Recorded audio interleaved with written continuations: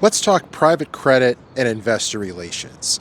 And if you're a constituent in capital markets these days, the big issue is private credit and the idea that is there a looming liquidity crisis. And what we're seeing is that investors are asking for redemptions and private credit is reluctant or putting restrictions on those redemptions. So I think it's very easy for us to say that at a minimum, there is a liquidity issue facing private credit today. Now, what's interesting is I think a trend that's popped up in some of my networking discussions is, will the IPO market become an avenue or tool to unlock liquidity for investors caught up in private credit? And I actually think this is a really compelling idea, an interesting trend to watch as we go through the rest of the year. And I think there's two really positive benefits.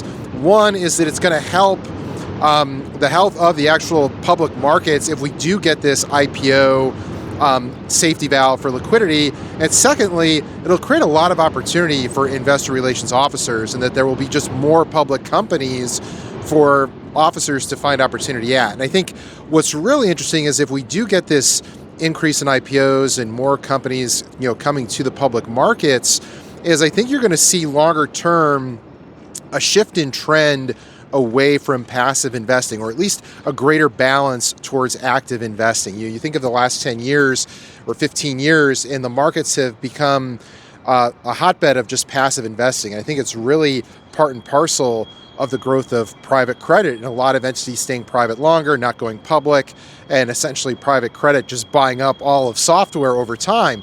And I think if you see this need to unwind private credit to get liquidity, you're going to have to see a shift more towards active investing. And why is that?